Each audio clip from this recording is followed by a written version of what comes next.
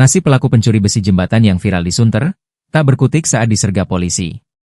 Seorang pencuri besi jembatan di kawasan Sunter, Jakarta Utara, yang sempat viral di media sosial akhirnya ditangkap. Pria itu tak berkutik saat disergap polisi. Insiden itu berawal saat sejumlah pengendara melihat seorang pria merusak pagar jembatan dan mengambil rangka besi pondasi. Aksi nekat tersebut kemudian direkam dan viral di media sosial. Dari rekaman video dengan sudut berbeda, terlihat pembatas jembatan tersebut sebenarnya telah dicor dan dicat warna pink. Pria itu terus menarik besi di bagian coran yang hancur agar terlepas dari jembatan. Ia juga terlihat berkali-kali menendang bagian pembatas di sisi jembatan yang terdapat besi. Meski ramai kendaraan, pria tersebut tak terlihat terganggu dan terus berusaha melancarkan aksinya. Menindaklanjuti informasi viral itu, polisi langsung mendatangi lokasi.